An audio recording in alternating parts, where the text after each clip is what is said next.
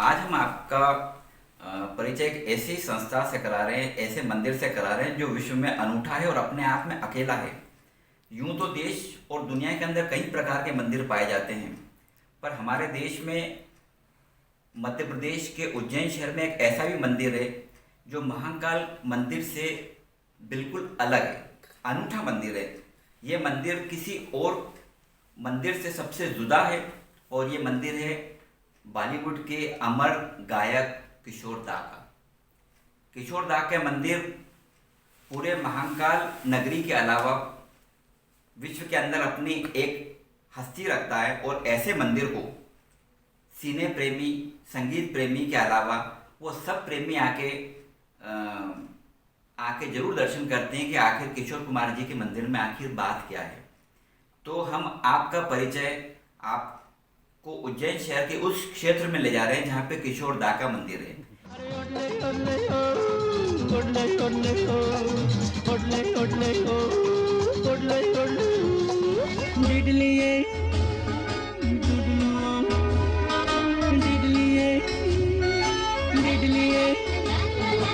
Honolulu, Honolulu, Honolulu, Babalu, Babalu, Babalu.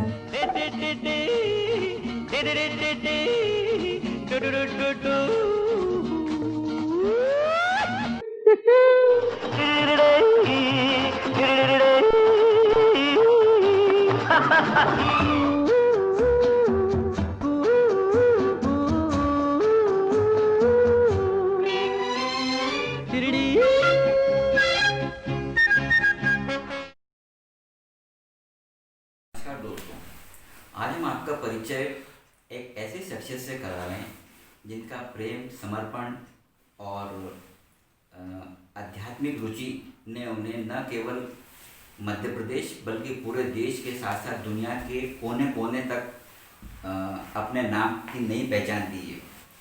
ये पहचान संगीत से जुड़े हुए क्षेत्र की है और मध्य प्रदेश के महाकाल की नगरी के नाम से जाने वाला उज्जैन शहर, जहाँ की शख्सियत हैं श्री सुनील कुमार जी, और उन्होंने प्रेम और समर्पण को लेकर जो अपनी एक नई पहचान बनाई वो है किशोर कुमार का मंदिर।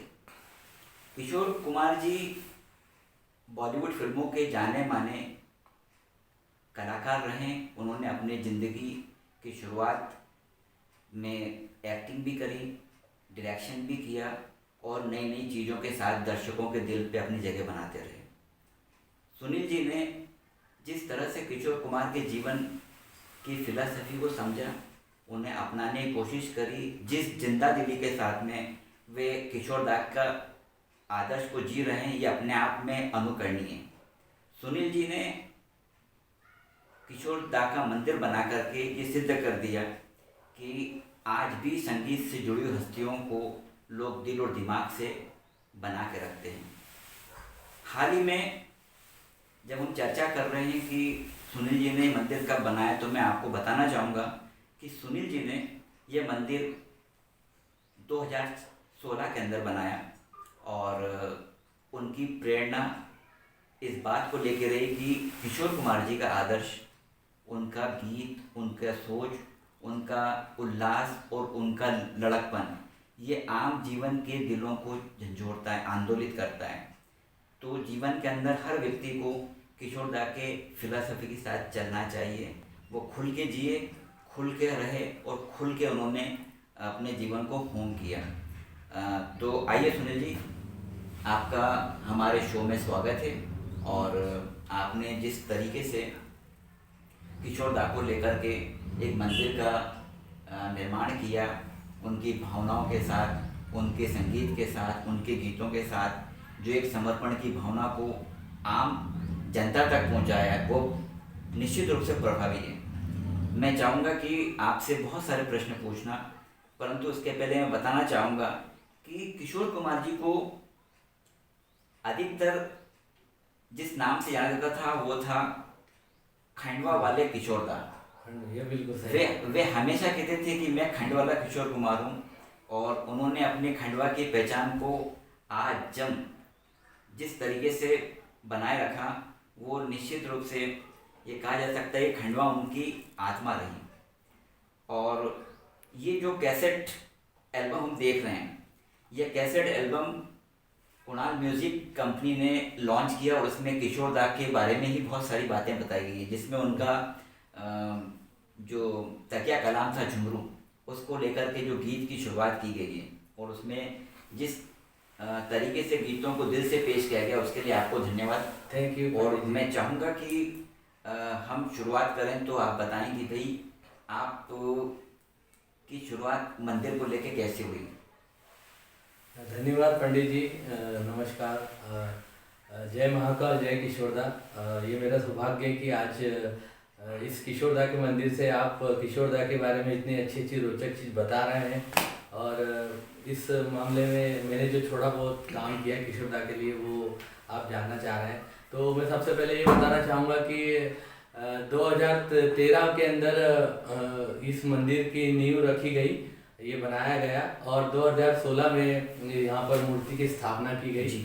और जब मैं लीना जी, उनकी धर्मपत्नी श्रीमती लीना जी से मिला था, तो उनको मैंने जब बताया था कि मैं बाबा का मंदिर बना रहा हूँ और मैं भी खंडवा का रहने वाला हूँ, जसवाड़ी रोड में मेरा बचपन बीता है, मेरे नाना नानी, मेरे मामा मामी वहीं रहते थे जसवाड़ी रोड में। जी हाँ। और जब मैं छोटा था तो वो गाते थे तो मैं डब्बे वब्बे बजाता था, सुनता था उनको।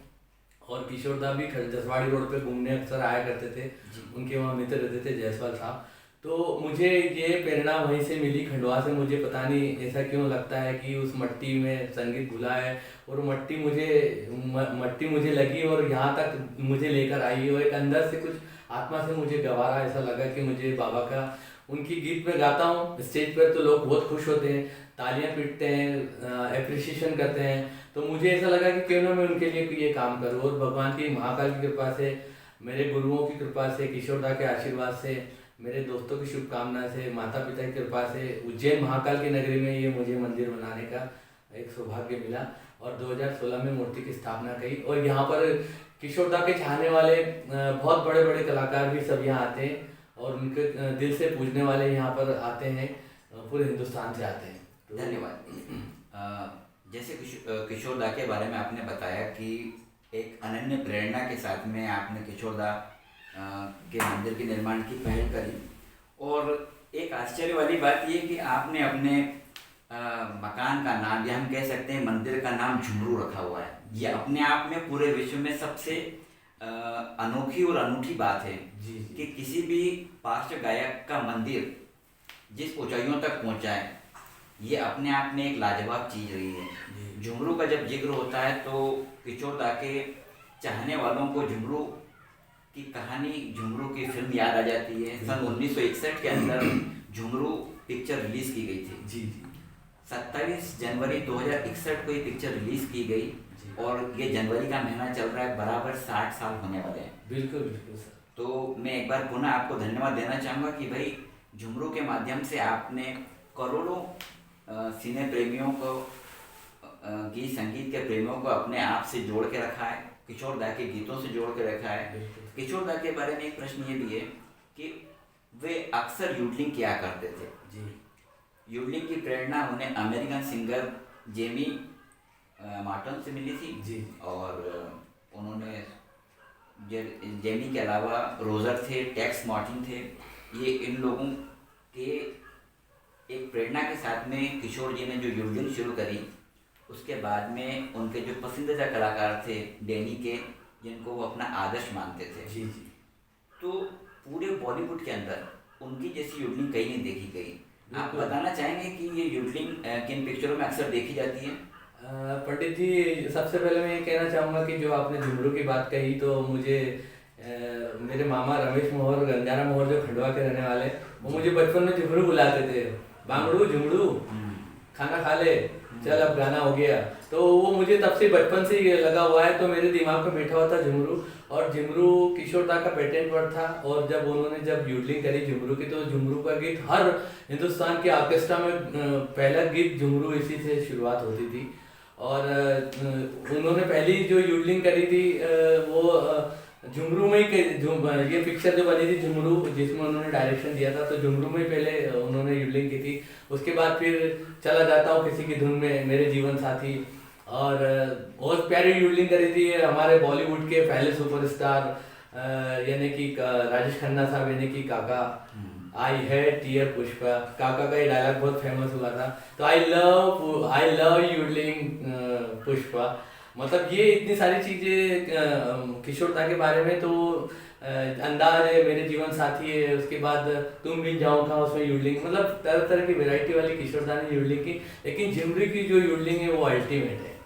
आई सैल्यूट एंड आई नमन टू किशोर दा। और ये गीत मैं गाता हूँ, और जब भी गाता हूँ तो लोग खुश होते हैं और बोलते हैं कि वाकई में किशोर दा जैसे यूडलिंग करने वाला इस दुनिया में ना कोई है ना कोई आएगा। सुनील जी, आप किशोर जी के भक्त तो हैं, किशोर जी के प्रेरणा भी आपके दिमाग में है। क्या आप सिंगिंग के माध्यम से कुछ और भी गतिविधियां चलाते हैं? पंडित जी, सिंगिंग के माध्यम से मैं अपना संगीत, अपने गायन से किशोर दा के, बाबा के गीत गा के लोगों का मनोरंजन करता हूँ, उनके चाहने वालों का। जब भी स्टेज पे गाता हूँ तो सबसे पहले मैं भगवान को याद करने के बाद बाबा को याद करता हूँ और बोलता हूँ कि मुझे आशीर्वाद दो कि आज जो मैं गीत गा रहा हूँ आपका दिल से गा सकूँ और लोग खुश हो चुके। और खुश होने के बाद बहुत सारी तालियां मिलती है, बहुत सारा अप्रिसिएशन मिलता है। तो बाबा के गीतों की बात ही कुछ अलग है। और उन्होंने जो कुछ दिया है आज मैं अपना धरोहर मानता हूँ इस। और मुझे संगीत के लिए जो मेरे सबसे पहले गुरु थे लाड साहब, वो इस दुनिया में नहीं है। उसके बाद योगेश यादव जी जो जैन के जाने वाले संगीतकार हैं, उनसे भी मैंने सीखा। और अभी वर्तमान में मैं मुंबई में शकील खान साहब हैं मेरे गुरु, जो उनसे मैं सीख रहा हूँ, गज़ल गायक हैं। तो झुमरू के बारे में और क्या बताऊँ कि एक चीज़ मुझे किस्सा याद आ रहा है कि जब मुझे मुंबई में 2018 में विहांग सिंह इन होटल में ठाणे में मुझे अवार्ड दिया गया था।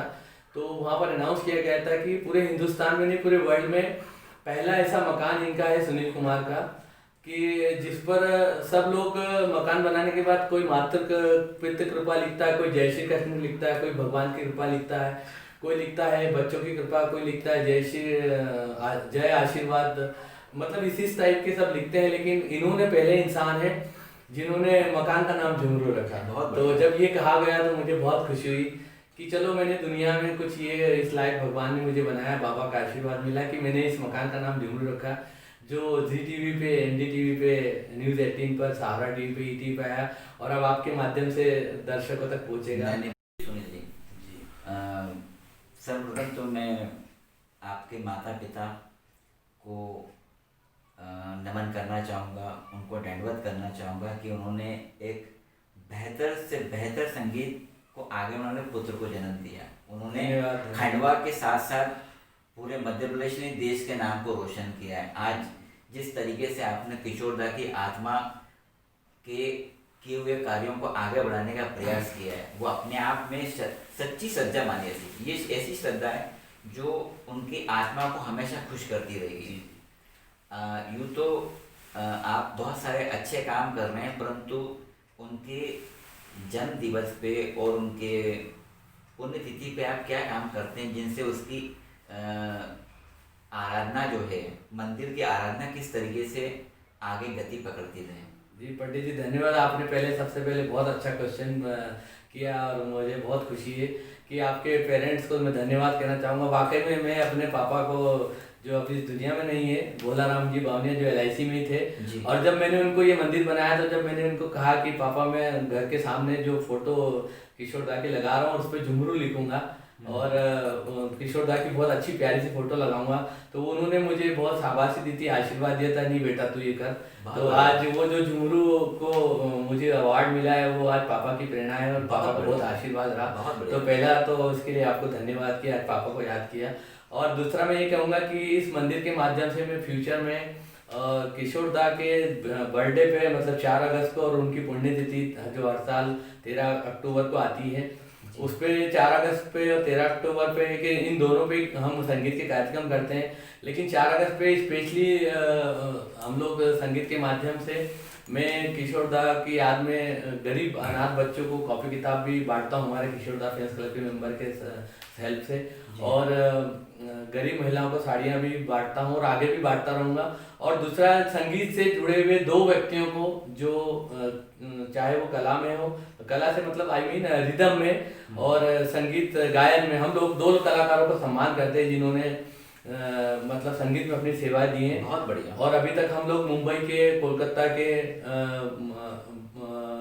इंदौर के बहुत सारे ऐसे कलाकार, मैं नाम लूंगा तो बहुत अभी टाइम नहीं इतना, लेकिन ऐसे लोगों को हम वहाँ पे मंच से सम्मानित कर चुके हैं। और मंच से ही हम लोग साड़ियाँ बांट चुके हैं गरीब महिलाओं को। बहुत बढ़िया। और 13 अक्टूबर को भी हम लोग चैरिटी करते हैं, गरीब अनाथ बच्चों को कॉपी किताब देते हैं, सेव फल फ्रूट देते हैं, और अपंग आश्रम में भी जाकर करते हैं। लेकिन आगे चल के मैं अपना खुद की एक गाड़ी में फ्यूचर में लूँगा, और जो ऐसे अपंग आश्रम होते हैं जहाँ पर पेरेंट्स को बच्चे छोड़ जाते हैं, तो उनके लिए मैं वहाँ पर जाके अपना खुद का साउंड सिस्टम वगैरह के मैं 4 अगस्त को या 13 अक्टूबर को जैसा भी कॉम्बिनेशन होगा, मैं चाहता हूँ कि मैं हिंदुस्तान के हर ऐसे वहाँ पर जाऊँ जहाँ पे ऐसे पेरेंट्स रहते हैं और उनको किशोर दा के गीत सुनाऊँ, क्योंकि किशोर दा का तो हर कोई फैन है और मेरी ऐसी दिल की इच्छा है। और मुझे उम्मीद है कि बाबा महाकाल और मेरे गुरु और मेरे माता पिता और मेरे प्यारे बाबा किशोर दा मुझे आशीर्वाद देंगे, और आप सब लोगों की प्रेरणा रहेगी, मेरे बिल्कुल। आप सब दोस्तों की शुभकामना रहेगी, मैं ऐसा कर सकूँ। बिल्कुल सुनील जी, आज आपने हमारे साथ इतना समय बिताया और किशोर दा को याद किया, उनकी भावनाओं को याद किया, उनके मंदिर की आराधना को आगे बढ़ाने का जो आप प्रयास कर रहे हैं वो हमेशा आपके साथ रहेंगे, आपको आशीर्वाद देंगे और आपकी भावनाओं के अनुरूप आप बेहतर से बेहतर काम करेंगे। शिक्षा के क्षेत्र में हो, संगीत के क्षेत्र में हो, शास्त्रीय संगीत के क्षेत्र में हो, गायन के क्षेत्र में हो, आप नए बच्चों को ऐसी प्रेरणा देते रहें। आपने इतना समय हमें दिया, उसके लिए बहुत बहुत धन्यवाद। थैंक यू, धन्यवाद। जय महाकाल, जय किशोर दा। मैं सुनील कुमार किशोर दा के इस मंदिर से, जो उज्जैन में स्थित है, बाबा महाकाल की नगरी से, सभी किशोर दा के चाहने वालों को प्रणाम करता हूँ, नमन करता हूँ, और उनको एक बहुत ही प्यारा सा गीत अर्पित करता हूँ, उनको डेडिकेट करता हूँ। सूरज की पहली किरण से आशा का सवेरा जागे जागे जागे जागे, चंदा की किरण से धुल कर घनघोर अंधेरा भागे, कहीं धूप खिले कहीं छाँव मिले, लंबी सी डगर न थले, जहाँ गम भी न हो आंसू भी न हो, बस प्यार ही प्यार पले, एक ऐसे गगन के तले, आ चल के तुझे मैं लेके चलूं, एक ऐसे गगन के तले, जहाँ गम भी न हो आंसू भी न हो, बस प्यार ही प्यार पले, एक ऐसे गगन के तले।